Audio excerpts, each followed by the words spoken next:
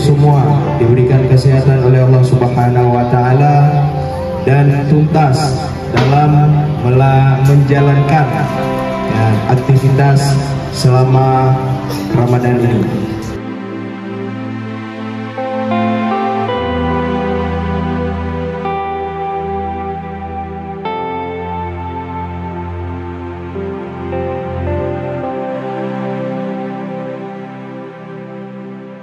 Allah wa ta'ala berfirman dalam Al-Quran surah Al-Baqarah ayat 43 yang berbunyi wa aqimus shalah wa atuz zakah warka'u ma'ar raki'in, dan laksanakanlah salat, tunaikan zakat, dan rukuklah beserta orang-orang yang rukuk. Ayat ini memerintahkan kepada kita umat Islam untuk melaksanakan salat.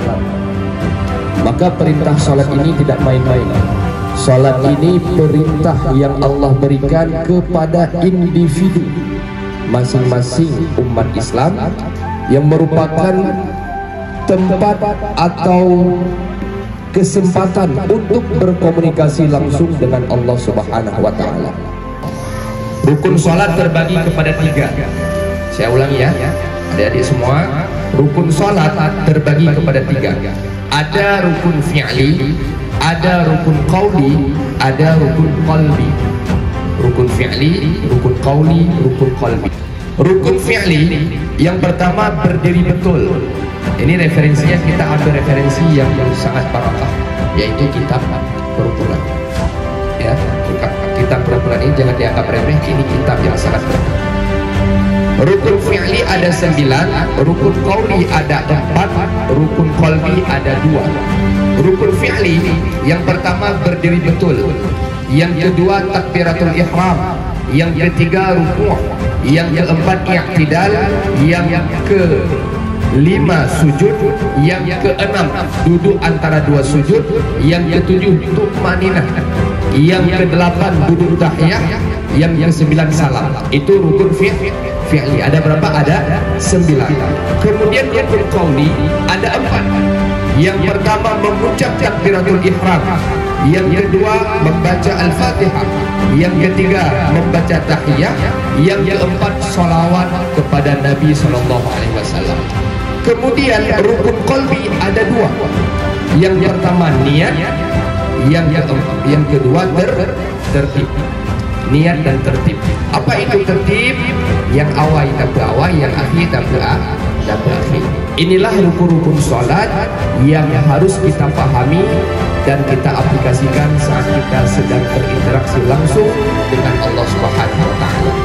Allahu Akbar, itu takbiratul ihram. Kita langsung membayangkan bahwa ini adalah rukun sholat. Rukun apa? Takbiratul ihram rukun apa? Qalbi atau fi'li atau qauli? Rukun? Ya, kita bahas sekarang.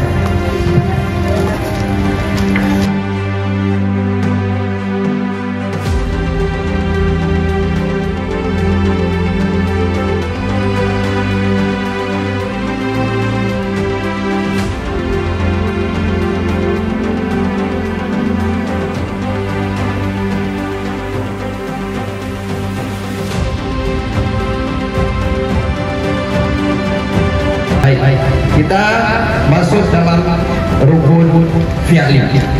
Yang pertama, rukun fi'li berdiri tegak atau berdiri betul.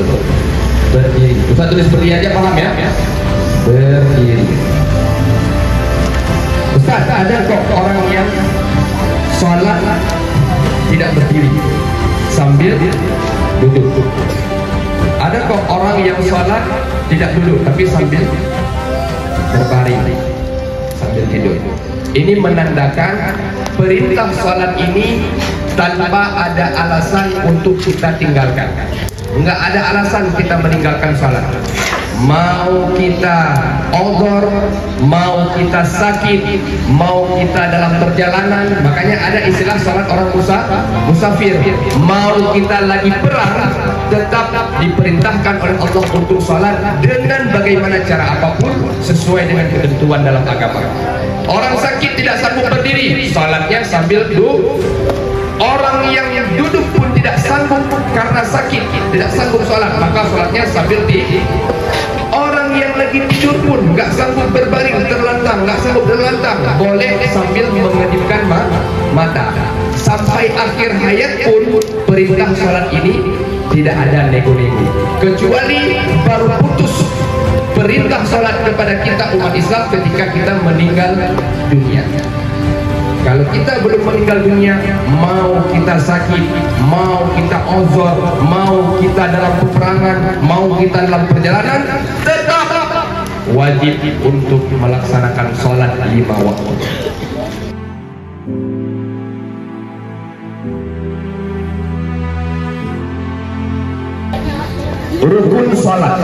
Rukun sholat berbeda dengan syarat sholat, berbeda dengan sunnah sholat, apalagi dengan yang membatalkan sholat. Rukun sholat ini harus ada dan harus kita lakukan dalam melaksanakan sholat, interaksi kita dengan Allah Subhanahu wa Ta'ala.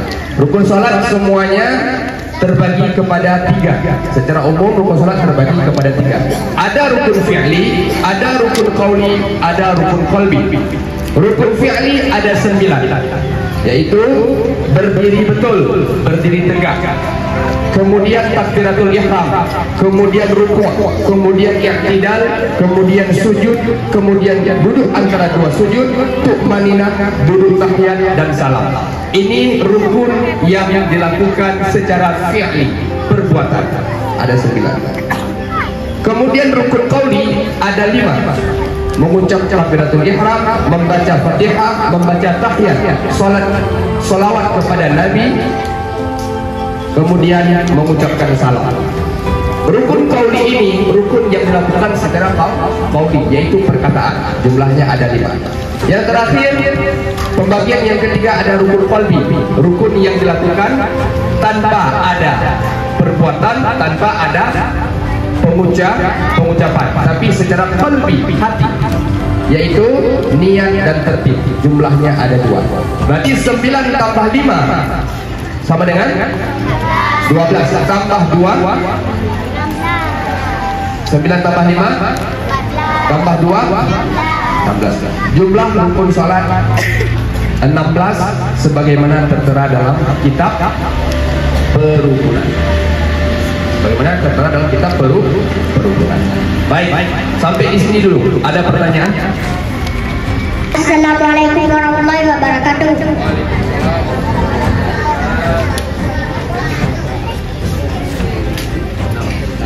Perkenalkan, nama saya Muhammad Haji Al-Hafiz. Hari kelas pidato. Saya ingin bertanya. Saya belajar rukun qalbi 1 dunia. Ini 2.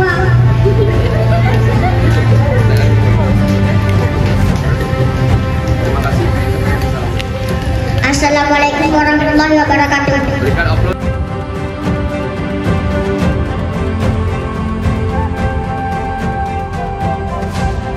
Pidato berhasil dididik oleh mentornya karena berani bertanya. Karena salah satu yang paling susah diajarkan kepada anak-anak adalah melatih mental. Ustaz, kami waktu belajar rukun qalbi itu 1, tapi ini kok udah 2, ya kan? Oke. Jadi dalam ilmu fiqh ini berbicara kita tentang ilmu fiqh. Kalau ilmu tauhid itu hanya ada 1 ketentuan. Allah Esa, Allah itu tidak bertempat, Allah itu tidak sama dengan makhluk. Nggak ada pendapat lain yang mengatakan Allah itu 2 atau Allah itu ada 3, nggak ada. Tapi kalau berbicara tentang ilmu fiqh itu, ini berbagai macam. Ada nanti ulama yang berpendapat ini tidak masuk kepada rukun. Ada nanti ulama yang berpendapat ini masuk kepada sunnah. Karena imam kita ada berapa? Ada Imam Syafi'i, siapa lagi? Ada Imam Maliki, siapa lagi?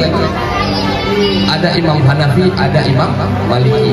Nah, demikian juga dalam kita menuntut ilmu.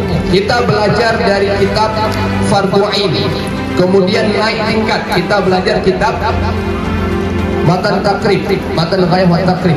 Naik tingkat lagi kita belajar kitab Bajuri. Naik lagi kita belajar kitab I'adatul Talibin. Naik lagi kita belajar kitab Mahalli. Dan kadang-kadang ada perbedaan antara kitab Matan Takrib dengan kitab Bajuri. Perbedaan terletak di mana? Ada perbedaan pendapat ulama, atau kadang-kadang yang di sana dijelaskan secara rinci. Kemudian ketika kita masih kecil belajar di TPA dijelaskan secara umum. Nah, jadi kadang-kadang berbeda. Jangankan rukun salat, yang paling kecil kita lihat huruf abjad atau huruf hijaiyah. Ada berapa? Ada yang bilang 29, ada yang bilang 26. Kalau 29 berarti semuanya lengkap. Ada lam alif, ada hamzah. Yang mengatakan 26 dipotong. Oh, lam sudah ada di lam, alifnya sudah ada di alif pertama, jadi nggak ada lagi lam alif. Demikian juga masalah rukun salat. Nah, Ustaz akan membacakan rukun salat yang dibuat modul. Kita dari Basnas sudah membuat modul, ya. Yang tadi referensinya rukun salat sebagaimana tertera di papan tulis, ini referensinya kitab perukunan. Kita lihat kalau referensinya kitab Matan Ghayah wa Takrib, ada apa? Apa yang ditambah? Kok bukan 16? Ada yang lain, kita lihat. Rukun salat sebagaimana tertera di dalam kitab Ghayah wa Takrib ada 18.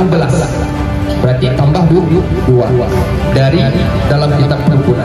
Yang pertama niat, yang kedua berdiri bagi yang mampu, yang ketiga takbiratul ihram, yang keempat membaca surah Al-Fatihah, yang kelima rukuk, yang keenam tumakninah saat rukuk, yang ketujuh i'tidal, yang kedelapan tumakninah pada i'tidal, yang kesembilan sujud, yang ke-10 tumakninah dalam sujud, yang ke-11 duduk antara dua sujud, yang ke-12 tumakninah pada duduk tersebut, yang ke-13 tasyahud akhir, yang ke-14 duduk tasyahud akhir, yang ke-15 membaca selawat atas Nabi, yang ke-16 salam pertama, yang ke-17 niat keluar dari sholat, yang ke-18 tertib dalam melaksanakan rukun-rukun ini.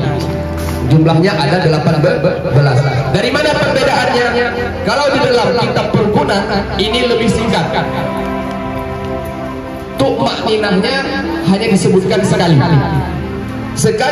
berlaku kepada yang lain. Tapi kalau dalam kitab Ghayah, Matan Ghayah wa Takrib, ini disebutkan di setiap tumakninah yang dilakukan dalam sholat. Maka terkait pertanyaan tadi, kemungkinan besar saat siapa namanya tadi? Muhammad Faiz Al-Hafiz, mungkin dalam referensi yang disebutkan saat adik Faiz belajar, apakah itu mungkin di buku atau belajar saat di TPA, mungkin tidak dimasukkan rukun sebagaimana yang tertera dalam kitab perukunan. Nah, hari ini sudah bertambah ilmunya, maka tertib itu masuk kepada rukun sholat. Dia tanya dari sembahyang, banda Allahu Akbar, Assalamualaikum warahmatullahi subhanallahi wa bihamdihi, Allahu Akbar, la haula anjir. Tapi harus sesuai dengan yang ditulis dari berdiri sampai salim. Yang berdiri, yang tertib. Tiba makna tertib, yang awal dapur awal, yang akhir dapur akhir. Nah, itu sudah menjadi ilmu tambahan bagi adik-adik semua. Yang syarat wajib salat ada 3. Yang pertama Islam. Orang gila nggak wajib salat. Islam. Orang kafir wajib salat? Enggak. Yang kedua baligh. Kemarin kita baru belajar ilmu baligh. Orang yang belum baligh tidak wajib salat. Tapi umur kita 7 tahun itu sudah mulai disuruh untuk salat, untuk latihan. Masa wajib kita salat kalau kita sudah masuk ilmu, masuk masa baligh. Yang ketiga berakal, ya. Jadi Islam, orang kafir nggak wajib sholat, baligh, orang yang belum baligh nggak wajib sholat, berakal, orang gila tidak wajib sholat. Kemudian syarat sah sholat. Apa saja syarat sah sholat? Apakah kita tanpa wudu bisa sholat? Ya. orang yang membawa kendaraan dia ada syaratnya, yaitu harus ada SIM, ya, harus ada STNK. Demikian juga salat, kita berjumpa dengan Allah, berinteraksi dengan Tuhan, ini ada syarat-syaratnya. Syarat yang pertama, suci dari hadas dan najis. Orang yang berhadas, orang yang lagi terkena najis tidak boleh salat. Yang kedua, menutup aurat dengan pakaian suci. Orang yang telanjang, orang yang tidak menutup auratnya tidak sah salat, karena ini masuk kepada syarat salat. Yang ketiga, salat di tempat yang suci, dan sembahyang lagu kami. Tempat yang bernajis, nasa sembahyang, anak harus tempat yang suci. Yang keempat, mengetahui masuk waktu salat. Dan sembahyang maghrib, wate asajid, harus kita mong wate draw. Yang kelima, menghadap kiblat kecuali dalam keadaan tertentu, seperti Ustaz bilang tadi, saat berkendaraan, saat ketakutan, atau sholat sunnah dalam perjalanan di atas kendaraan. Ini kalau nggak menghadap kiblat tidak apa-apa. Perbedaan yang pertama antara sholatnya laki-laki dengan perempuan. Laki-laki menjauhkan siku dari tubuhnya pada rukuk dan sujud, sedangkan perempuan merapatkannya. Ustaz praktek ya. Ustaz ulang. Laki-laki menjauhkan siku saat rukuk, sedangkan perempuan merapatkannya. Perhatikan. Kalau perempuan merapatkan siku, kalau laki-laki menjauhkan siku. Saat apa? Saat rukuk atau? Oke, perhatikan ke depan. Cara salat laki-laki menjauhkan siku saat kita rukuk atau sujud. Allahu Akbar. Kalau laki-laki menjauhkan pada siku, menjauhkan siku. Kalau perempuan harus merapatkannya. Oke, ini saat rukuk. Kemudian saat sujud, Allahu Akbar. Kalau laki-laki menjauhkan siku. Laki-laki menjauhkan. Kalau perempuan harus merapatkan diri. Lagi orang kapet sembahyang urina. Beda dengan rumah lagi yang dengan cara sembahyang. Kalau bau urina, kita kalau sembahyang mana? Ya, bau.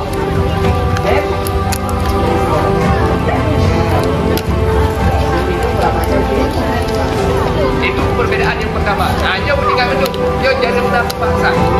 Perbedaan antara sholat laki-laki dengan sholat perempuan. Kalau laki-laki saat sujud mengangkat perutnya dari paha, sedangkan perempuan merapatkannya. Kita praktekkan yang laki-laki dulu.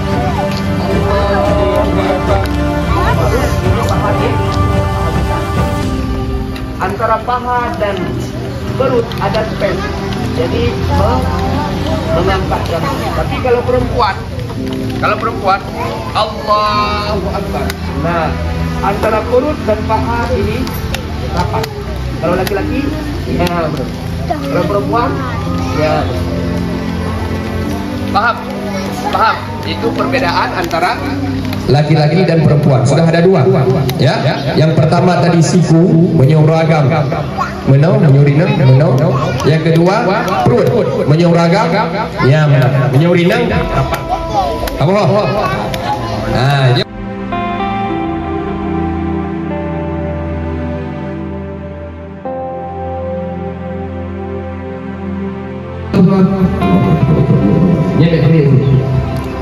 Allahu Akbar kabira.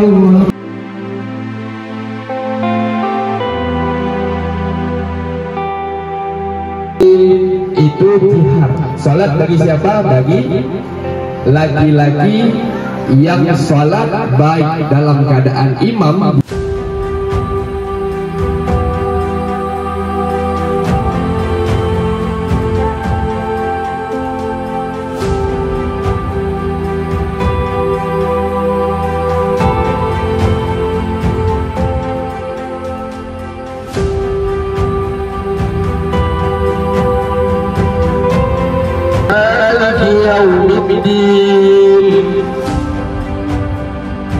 Kata perempuan, jangan tepuk tangan Jangan seperti menepuk tangan main bola.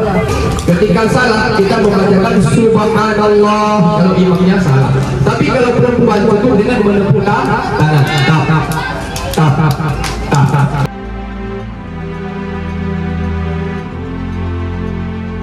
Sami Allahu liman hamidah.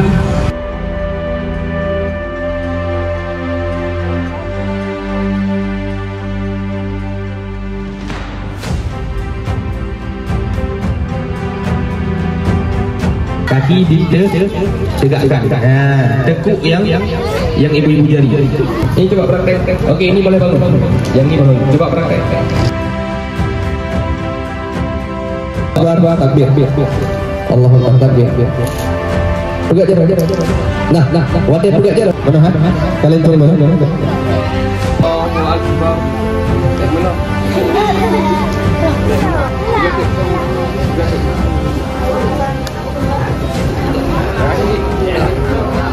Oke, antara kepala dan punggung belakang ini harus datar. Kalau ada papan, kita taruh ini, kita ambil papan ini, kita taruh papan yang seimbang. Paham? Yang sering terjadi anak zaman sekarang atau anak-anak baik di zaman sekarang maupun zaman dulu, ketika i'tidal Sami Allahu liman hamidah. Tiga kali gerakan maka batal sholat. Menarik, ijak bro. Karena hukum Allahu Akbar. Yang agam, wadah sembahyang, dia kan? Wadah tersebut dia kena. Sedangkan dia wajib kena. Caranya kebah. Ya. Allahu Akbar. Oke, nanti yang perempuan udah pernah ya. Jadi tangannya nggak kelihatan ya. Oke. Allahu Akbar. Nah, turku. Nah, ini udah benar ya. Nah, lagi usah belah benar. Berempat ya. Bagus. Sami Allahu liman hamidah. Bagus. Enggak. Kalau sami Allahu liman hamidah tangannya enggak, jangan ketawa. Ada juga tata cara salat sami Allahu liman hamidah kembali ke sini. Nah, jadi pimpin babnya lewaron. Inti udah kena jauh di mesra. Udah kena jauh kita kerung nanti. Nah, pembahasan roy. Nah, si model lagi. Tapi kita ini masih tahap awal. Sami Allahu liman hamidah, tangannya di sini. Di sini. Nah, gitu ya. Ulang dari rukuk. Sami Allahu liman hamidah. Bagus. Allahu Akbar. Enggak usah. Bangun lagi. Waktu turun enggak usah mendadak. Ya, langsung turun. Allahu Akbar. Dirapatkan. Beda dari dengan laki-laki. Kalau laki-laki direngkangkan, kalau perempuan dirapatkan.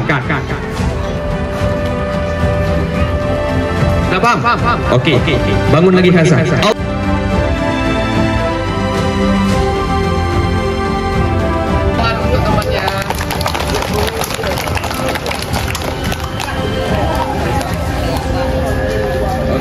Tepuk tangan untuk Hansa.